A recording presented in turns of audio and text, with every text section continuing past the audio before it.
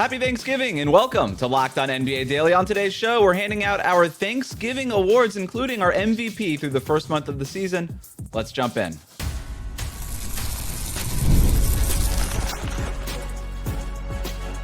You are Locked On NBA, your daily NBA podcast. Part of the Locked On Podcast Network, your team every day. All right, welcome back to Locked On NBA Daily, part of the Locked On Podcast Network, now the #1 sports podcast network. However you're tuning in, on YouTube or on your podcast app, thanks for making us your first listen every day. Today's episode is brought to you by FanDuel. Right now, new customers can bet just $5, and if your bet wins, you'll get $300 in bonus bets to use across the app. Head to FanDuel.com to get started. I'm Wes Goldberg, and we've got a Thanksgiving-themed episode for you to enjoy today, and I'm joined by two of the Locked On's experts who I'm always thankful to talk hoops with. From the Locked On Nuggets podcast, senior NBA writer for the Action Network, it's Matt Moore. Matt? I'm so excited for Thanksgiving. I've got a 5K on Thursday morning. Then I'm coming home. I'm putting Cornish hens in the smoker. And then I'm working on pies. Full day. I'm going to be so exhausted. My tryptophan snap in the afternoon is going to be unbelievable. It is going to be GOAT level. From the Locked On Bulls podcast, also Bulls and Bears creator for Bleacher Report, it's Haize. I got a brisket, a 10-pound brisket I'm smoking for the next 16 hours for Thanksgiving. I'm super excited about that. Oh, I'm coming over to your guys' house.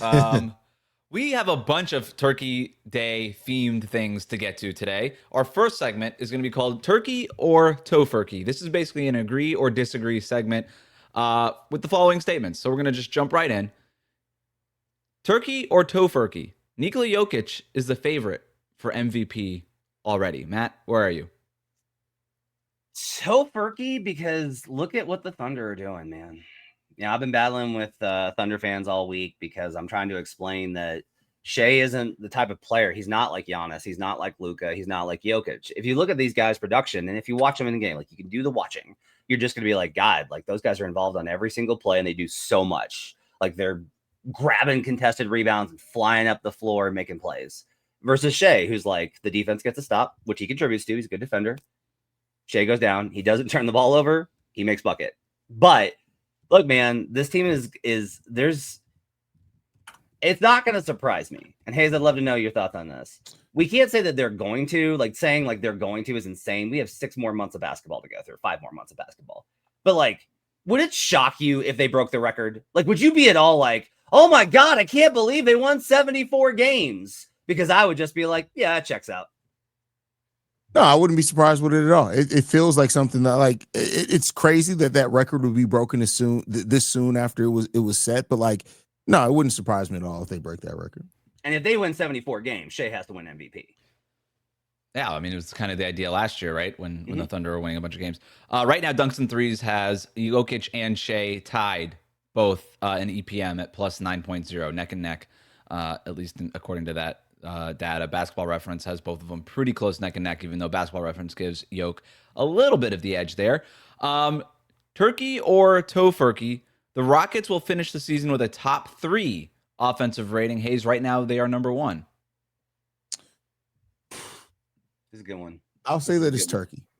I think it's good. I think it's Turkey. I'm going to say that is Turkey. I think it's legit. I think that I don't know if they stay #1 all season, but I do think that it's legit. They're gonna be ranked pretty high all the way through the season.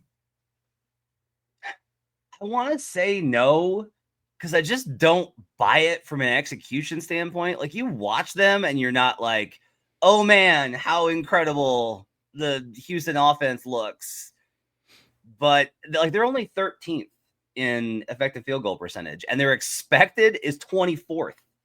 Like they're shooting above their heads right now. But here's the freaking problem. It's just offensive rebounds. Like if you just put the ball back every single time, your offensive rating goes up. Like because putback opportunities are such a high percentage. Look, it's dunk putbacks, it's little putbacks. And they kick out for 3 at a very high rate too on second chance opportunities. Like when you go through the numbers, you wind up with basically, is the Rockets offense incredible? No. Are they stoppable? No, because you have to get the freaking ball in order to stop the possession, and no one can against them.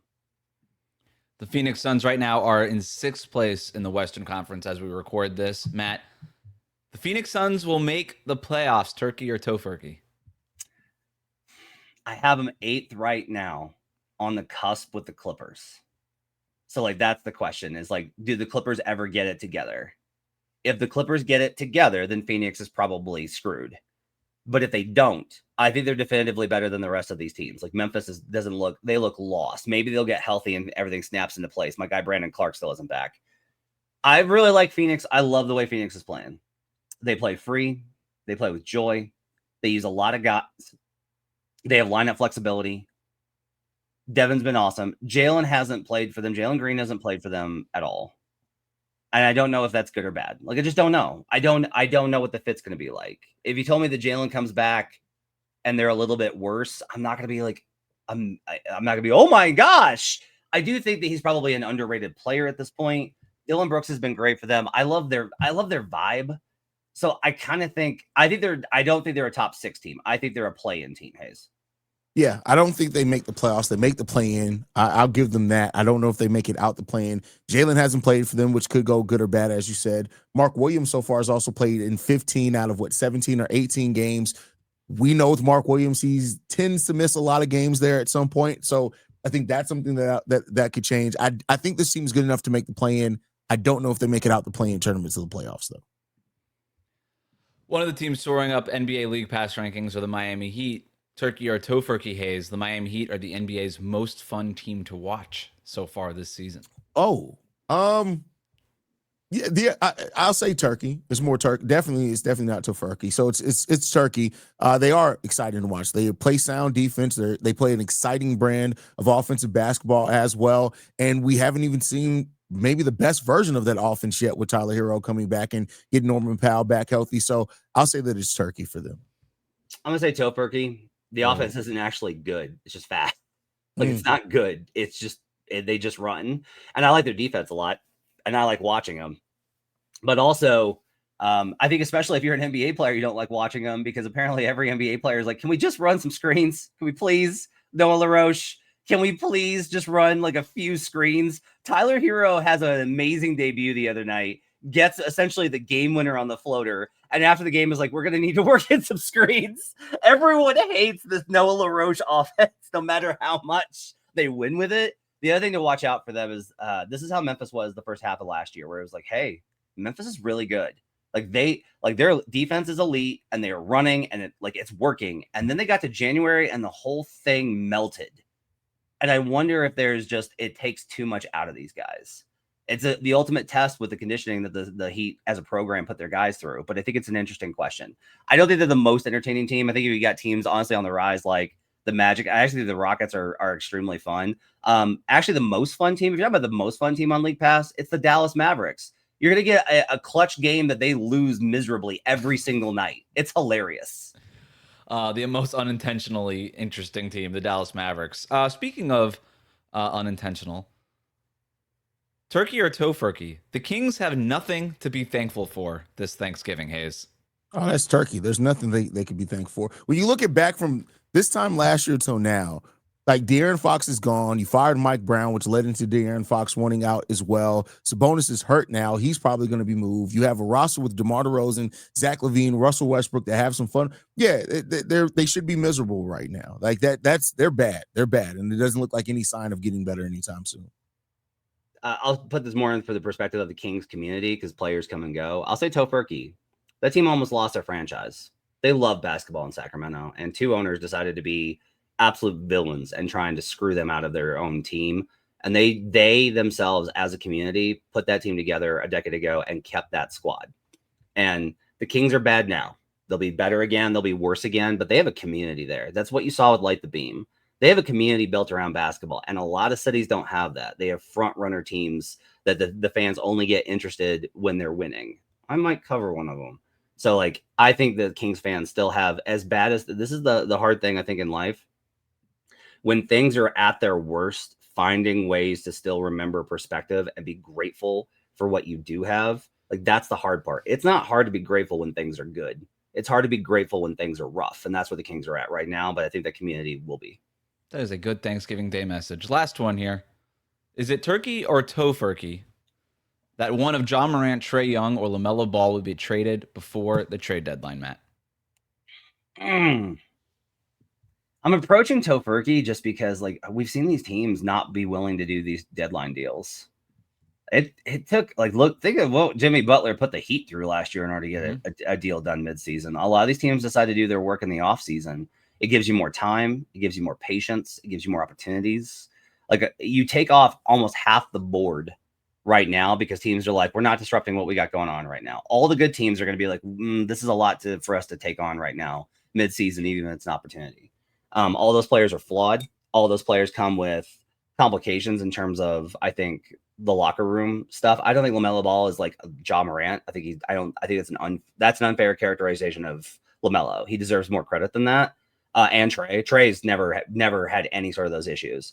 But I do think that it's difficult to kind of get those deals done. They're in such dire straits. I wish the Hawks would. I wish the Hornets would. I kind of want Memphis to keep Ja. But I just don't think it's going to happen. I think it's Tofurky. I don't think they're getting moved. Yeah, I don't think they're getting moved either. I think it'd be interesting for the NBA. I think it'd be interesting for a lot of reasons for them, even for the franchise in a lot of those cases to move on from those guys. But it very rarely does it happen when it should. Some of those may happen on the off season, but at the trade deadline, I don't think those guys are getting moved. Our Thanksgiving awards are next. Who is the NBA's mashed potatoes? Everybody's asking. We'll answer it next. Today's episode of Locked On NBA is brought to you by FanDuel. The NBA is back, and there's no better place to get in on the action than on FanDuel, the official sports betting partner of the NBA. Even if you missed the start of the game or want to ride the hot hand, FanDuel has live bets on everything from who's going to score next to fourth quarter comebacks. Plus, you can even combine your live bets into a same-game parlay for a shot at a bigger payout. No basketball today because it's Thanksgiving. What about the NFL? FanDuel is the place to bet on the NFL's Thanksgiving Day games. It keeps every game exciting, especially when your team's making that late push. Right now, FanDuel is giving new customers $300 in bonus bets when your first $5 bet wins. So head to FanDuel.com to sign up and play your game with FanDuel, the official sports betting partner of the NBA. Welcome back to Locked On NBA Daily. The best way to support the show is to subscribe on YouTube. We are Monday to Friday, 1 p.m. Eastern, wherever you get your podcasts, although we are off tomorrow for the holiday weekend. It's time for our Thanksgiving awards. These are our various Thanksgiving awards. I'm going to preview them, and then we're going to get into our selections here. So we've got the Turkey Leg Award, which is essentially the MVP. We've got our Turkey Breast Award, which is not as good as the Turkey Leg, but that's going to be more fifth place on the MVP ballot. We've got our Mashed Potatoes Award for our most reliable player, and then our Cranberry Sauce Award for most underappreciated. And then we'll finish it up with our Jive Turkey Award for the most frustrating trend so far this season. We talked before we started recording here, guys, and we all agreed the Turkey Leg Award right now goes to Nikola Jokic. And so we decided, you know what? Let's just do it with the Turkey Leg Award, and let's make it even more interesting. We know who the top four guys are on MVP ballots this season, right? It's in whatever order. It's Jokic, it's Shai, it's Luka, it's probably Giannis at this point. So we said, all right, let's come up with the second place, the second best part of the turkey. The Turkey Breast Award for the fifth place player on your MVP ballot. Matt, I want to start with you. Okay, I think there's some good options here. Victor Wembanyama, when he was healthy, I think might be in this category, but he's honestly more of a turkey leg. Like he's that level of guy. Like a lot of this is like there's these guys that are turkey legs. I'm gonna give it to Tyrese Maxey. Tyrese has been awesome, man. And I have so much respect for guys that step up when the team needs something that the team doesn't give them. Team didn't give Maxey the wheel. They didn't make this his franchise, but he put together those offseason workouts. He's been the one playing in clutch time and making big baskets. He's been the one putting up huge numbers and scoring night by night. Shooting right now 47% from the field, 52% from 2-point range, which is phenomenal. 41% from three, 88% from the line. He's been awesome for this Philadelphia 76ers team that would be lost without him. Like Embiid hasn't been great. Paul George isn't great. This is Tyrese Maxey's team. So to me, he gets the Turkey Breast Award. For me, especially we're talking about the guy outside the top four as far as MVP voting. It's Cade Cunningham. Every day, all day, it's Cade Cunningham. Cade Cunningham, honestly, should probably be one of the top three people mentioned in the MVP award right now. Cade Cunningham deserves all of it. He's a star in this league. He gives it on both sides of the ball. He leads that team. It's Cade Cunningham all the way here. So I thought about Maxey. I thought about Cunningham for mine. I think where I'm going with this though is, I think Donovan Mitchell deserves some credit here. Yeah. He's keeping that Cavaliers offense afloat. That team has, or the Cavaliers in general afloat. They're 12-7, which isn't great, but considering all of their injuries, everything they've dealt with, Donovan Mitchell has done a great job of saying, okay, Jared Allen's out. Okay, Darius Garland's out. We haven't had Max Strus. I could scale up my scoring, and it's not going to be at the cost of any sort of efficiency. Without Donovan Mitchell, I think the Cavaliers are basically where the Celtics are right now, just kind of out of it. And so I'll go Donovan Mitchell right now for my Turkey Breast Award. The next one, our Mashed Potatoes Award. This is the most reliable dish on. It's, you know what mashed potatoes are, always smooth. They always show up. You don't have to question it. Matt, we'll start with you. Can you beat mashed potatoes and a turkey leg? Because I kind of think of Shai Gilgeous-Alexander. Because he's 30 every night, man. 30 every night, no turnovers. That's it. Like, that's what he does, is 30 every night, no turnovers. Averaging a career high in assists per game for 100 possessions, but it never really feels like he dominates the game with his passing. He's not like a great rebounder. He's a good stealer. Steal rate isn't as high as last year. He's a good defender, but most of it's the system. But he just, like, having a guy that every night, like Luka can give you 60, he will give you 25. But Shai Gilgeous-Alexander is 30 every friggin' night. And that kind of consistency, like, that's what separates him and Anthony Edwards right now, Haize. Anthony Edwards could be at this level, but it's the fact that, every single time Shai's going to give you 30. And having that reliability, I think, is really underrated in this league. Yeah, I'll go with one of his teammates. I'm going Chet Holmgren here. What he's been defensively for this Thunder team this season. I think last time I looked at it, which could be a couple of games off, they had like a 98 defensive rating when he was on the court. It's ridiculous the way that he ups the ceiling of that team defensively. And I know they have a team full of really good defenders, but Chet is just, he gives you a little bit of everything, what he can do. And I think we're really starting to see Chet really come to his own in this season. Still only 23 years old. I'm going Chet. Matt, your turkey breast is my mashed potatoes. I'm going Tyrese Maxey. He's played the most minutes in the league so far this season, and he hasn't had a single game where he scored under 20 points. He's just always there for the Philadelphia 76ers. He's my mashed potatoes. Our Cranberry Sauce Award goes to the most underappreciated player. And I also think another way to look at this is you can have turkey and mashed potatoes pretty much any other day of the year. It's a little bit of a heavy meal, but nobody's going to side at you. But it really becomes Thanksgiving when the cranberry sauce is out there. Because if you're eating cranberry sauce in February, people are like, what are you doing with that? It's really just a Thanksgiving dish. So it's not necessarily the star of the table, but it's Thanksgiving dinner isn't complete without this. The NBA is not complete without this player. Who's the Cranberry Sauce Award most underappreciated, Matt? Back to you. A lot of good options here. I'm going to list a couple. My official one is Isaiah Hartenstein. Oh, by the way, cranberry sauce will seem like just this dish that you have. Go look up a recipe for cranberry sauce with pears. It will change your life. It will absolutely change your life. There's a recipe out there that you will find that is unfreaking believable. It completely changes it. Isaiah Hartenstein, right? So Haize talked about Chet. Hartenstein leads the league in defensive EPM.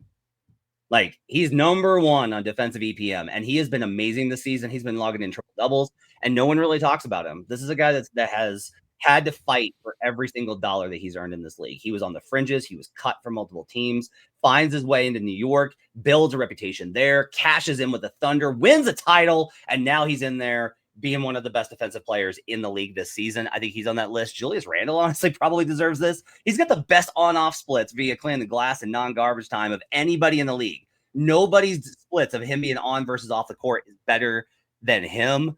I also want to shout out Keontae George. Cedric Coward as a rookie has been really underrated this year. He's not getting enough love. And Haize's guy, I would assume new. Really good player. Really good player. There we go. That's the guy that I was going to go with. If Io was on a different team that, wasn't the Chicago Bulls, I do think more and more people will talk about him as a two-way player and also as a change of pace player. When Io's on the court, he really dictates the pace of any game that he's in. He could change it instantly, not just because he's a Chicago Bull, but Io definitely deserves to be mentioned in here. But I'm also going to go Nikola Alexander Walker for the Atlanta Hawks this season. He has been so good for this team. And when he came in, like, Of course, people look at him to be a 3-and-D player, and that's perfectly fine. He's suited to do that, but he's been much more than that at times. Like at times, like he's one of their better shot makers, especially in this run with Trae Young out. Nikola Alexander Walker's had a really big season this year. I think he's averaging like 18, 19 points per game. So Nikola Alexander Walker definitely deserves to be mentioned there too. I'm going Steph Curry. This guy is underappreciated on a Warriors team that is right now in headlines for a lot of different kinds of stories, whether it's Jimmy Butler or anything Draymond Green says or the Jonathan Kuminga stuff. Steph, 7th in the league in points per game this year, and still first in three-pointers made, despite the fact that he missed multiple games with an injury. He's still doing all the Steph Curry things, and it feels like we're just glossing over it. Like I said at the start, it's not Thanksgiving without cranberry sauce, and it's not the NBA without Steph Curry. To me, Steph Curry gets my cranberry sauce award. Last one here, guys. The Jive Turkey Award for most frustrating trend. Matt, back to you. How about this? We're at 22% on free throw rate this season. We're still seeing too many free throws, man. Speed these games up. Like, nobody wants to see this nonsense. I've seen games decided by calls over and over and over again. I hate it. I hate it. I hate it. I hate it. I hate it. Don't decide games with calls. I know that it's like, well, it's a foul. No one cares. This is an entertainment sport. Have the plays decide the game. Slow down these calls, chill out on them. My other one would be these teams playing fast when they have no reason to. There's a bunch of teams, and not just the Wizards, who, by the way, my Wiz absolutely clacked last night. That was great to see. Finally, your Wiz did what? They clacked. I'm just messing with you, man. The Hawks. It was amazing. But a lot of these teams, honestly, like the pace isn't working out for them the way that it needs to. And I think they need to slow down a little bit. We're too focused. It not only is there all this talk about the injury stuff, but I look at these offensive ratings. The Heat are number 1, they're 17th in offense. The Bulls are number 2, they're 21st in offense. The Blazers are number 3, they're 16th in offense. You can speed the game up to wear them down defensively. I think that's what Miami does. The Wizards, by the way, are 4th in pace and 29th in offense. Please, for the love of God, slow down, Washington. There's just like, it's not an easy, these do not translate to easy points. Fix your half-court offense. Slow down. It's easier on your players. It's more reliable. Slow down. I'll piggyback off what Matt said, but me is the button mashing offense. That's what I call it. Like at this time, teams are taking threes when they don't need to take threes. Like there's so many early threes with 21 seconds left in the shot clock. As an old man, it's starting to really drive me crazy. That's something that I want to see stop. I'm not mad at the volume of threes, but at least let them be smart. Like I call it button mashing offense because like it's just like by default, what are you going to do? We're going to take a 3-pointer. Yeah, but why? Like it doesn't make any sense for some of these teams to take as many threes as what they're taking. Create good looks. This is like basic basketball. Create good looks. Good job, Joe Mazzulla. I'm here for that. I agree with both. Both of you guys. I would take those as my Jive Turkey awards. If I'm going to say something different, it's just going to be the injuries to these star players. Victor Wembanyama, Tyrese Halliburton, Jason Tatum, Giannis is out. John Morant is out. We just got LeBron James back. I mean, there's been Steph Curry, like I said, was out for a couple of games. That was more of an illness than it was anything to do with sort of the schedule or whatever it is. But we want to see these star players on the court. And when people are saying, I'm surprised when the star players are playing on any given night, that's when the NBA has a problem, and it feels like that's where they're at. That's it for our Thanksgiving Day awards. You didn't think we forgot about Make It, Take It, did you? A special Thanksgiving edition. It's coming up next. Today's episode is brought to you by DoorDash. The NBA season is heating up, and DoorDash has found the perfect way to keep fans in their bag all season long. Whether you're watching for the highlights, your fantasy team, or just your favorite player, DoorDash makes every game night even better. DoorDash is the official on-demand delivery platform of the NBA, and they're celebrating with something called the Bag Drop. Every time an NBA player scores 50 points in a game, DoorDash drops 50% off your order with Dash Pass the next day, and you're automatically entered for a chance to win the ultimate fan bag. We're talking player-inspired drip, exclusive gear, and stuff you'll actually want. I love that on DoorDash, it's not just food. You can get everything from snacks and drinks to headphones, ice, even socks, all delivered. DoorDash has you covered for late night highlights, last minute watch parties, and double overtime fuel ups. So next time somebody goes off for 50, use the promo code NBA50 the next day to get 50% off on DoorDash with Dash Pass, plus your shot at the bag drop. Dash Pass members only, 50% off up to $10 the day after a 50-point game with promo code. Terms apply, no purchase necessary, ends April 13th. Open to U.S. residents 21 or older. Visit DoorDashinyourbag.com for full details. DoorDash, in your bag all season long. Thanks for making Locked On NBA Daily your first listen every day. The Locked On Podcast Network has a show for every team. Make sure you tune in to your favorites. It's Make It Take It Thursday here on Thanksgiving. You know how it works. One topic, two takes. It's a Thanksgiving edition to celebrate today. Our winner last week was our very own Matt Moore, so you'll kick us off. You got the rock first. Matt, what's the best Thanksgiving side dish? God, this is a great question. I thought about the lunch stuff that you put out before with like the charcuterie, when you put out like the shrimp and the summer sausage and those kind of things, because that's like an underrated one. But for the actual side dish, I'm going to go with green bean casserole. The biggest thing about this is the leftovers are unfreaking believable. Like you can make a sandwich and add on the green bean casserole on top of your turkey or whatever it is that you're cooking as your main and make that into a sandwich. And it acts as a condiment. That's how good it is. It is easy to make. That's a big thing here. Easy to make. Low stress, reliable, uses like familiar ingredients, Campbell stuff that you're familiar with. I think green bean casserole is deeply underrated. That is my Thanksgiving side dish. Green bean casserole is the best side dish. It's mac and cheese. Mac and cheese is the best Thanksgiving side dish, man. Like it could be the star of the show by itself. If you get some really good baked mac and cheese, it's amazing. So I'm going to go. I think mac and cheese easily takes this. It's mac and cheese all the way, especially once you get into using and different mixes of cheeses. Throw some smoked Gouda in there with a little Kobe and pepper jack. Like it's great. It's mac and cheese all the way. So the problem is like I got 2 kids and a vegetarian wife. So mac and cheese doesn't register for me because it's usually something that I make as like the main meal for dinner. So didn't even register for me. I make one with a roux. I'm willing to give this one to him, but that's why I think it was excluded. The cheese selection, that Gouda in there, very important. Add a roux, a little bit of Gouda. That's a good call by Haize. It's a great call by Haize, and it's hard to dispute it. But, Matt, you took it last week by barking up the Miami Heat tree. You're going to win this one this week because you're barking up the green bean casserole. That's my favorite side dish. And I'm in charge here. The fact that you're getting knocked for blandness is crazy. YouTube. No, I'm just playing. Green bean casserole, severely underrated. Haize. Oh, no. Matt won. So, Matt, back to you. Best Thanksgiving Day pie. Okay. I'm from Northwest Arkansas, which means that I have come from a place with terrible dietary habits of the South, but also let's make the weirdest, easiest thing to make for a church after party thing or after church thing imaginable from the Midwest.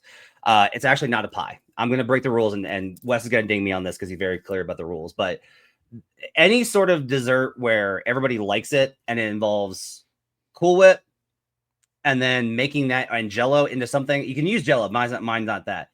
I make what's called cherry salad. It's also called cherry fluff in the upper Midwest. It's cherry filling, pineapple, walnuts, Cool Whip, and evaporated milk. It takes 5 minutes to make, and it's unfreaking believable. Is there a crust, or you serve that in like a bowl? It's just like in a bowl. We don't need anything crunchy in this, and it's amazing every single time. You could screw up a pumpkin pie. You could screw up an apple pie. You could screw up an apple crisp or an apple cobbler. You can't screw up cherry salad. It's reliable. It's consistent. I'm going with cherry salad as the best pie. You're going with the salad as the best pie, man. I just want to be Sir. clear. You're going with the salad with no crust as the best pie. I can't bake, okay? I'm really terrible at it. Get off my back. What are we doing here? The best pie by far is caramel apple pie, not just apple pie. Okay. Make the caramel from scratch, put in some work, drizzle that on top of it with a nice flaky crust. It's caramel apple pie is the best pie. At least it's an actual pie with a crust. I don't even have to explain this. Haize wins. It's fine. You're from Miami. I don't blame you. It's fine. We have all kinds of different desserts. All right, last one here, and this is the tiebreaker. And this is a big debate. When is the best time to serve Thanksgiving dinner?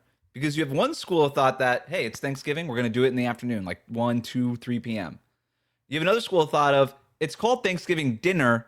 Dinner is served 6, 7 o'clock. Haize, the rock's with you.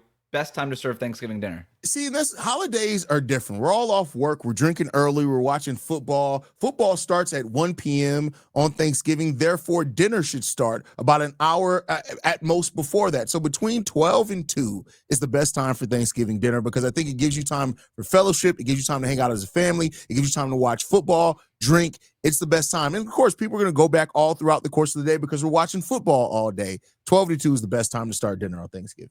That means afterwards you're hanging out with your relatives with no distraction of the meal for the rest of the day. Think about that, folks. You're just hanging out with your family all day. All of them. Because people that Some people like their family, man. Some people do. That's true. Congratulations. 3:30 is the right answer here, and I'll tell you why.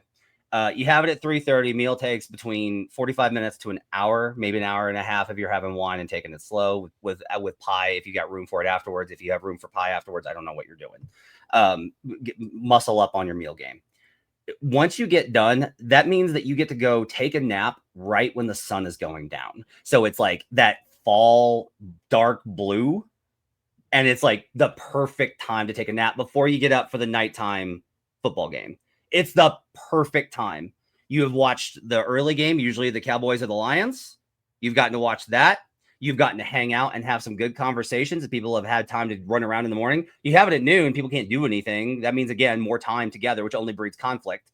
And then this way, you get the perfect time for the perfect nap afterwards. It's all part of the Thanksgiving experience. 3:30 in the afternoon is the best time. It's well reasoned, Matt, but it's wrong. If I haven't had Thanksgiving food by 2 o'clock, I'm furious, and I'm going in that kitchen and I'm grabbing turkey myself. Haize, you are the winner here. 2 o'clock is the correct answer. It should have been a sweep. It should have been a sweep. Green bean casserole kept me from a sweep today. I'm coming back for blood. Matt got the moral victory, I think. Haize, congratulations. You break the Matt's 2-week win streak there. I think we're tied. No, you're up 5-3. It's 5-3 Haize. 5-3 Haize. So Matt, you had a chance to tie it. You almost did with green bean casserole. You came out hot, but you blew the 3-1 lead there. Happy Thanksgiving to everybody. Thank you for listening. If you like what you heard today, subscribe to Locked On NBA Daily wherever you get your podcasts, including on YouTube. Matt, Haize, thank you for your expertise every day. We're going to see you guys back here next week on Locked On NBA Daily.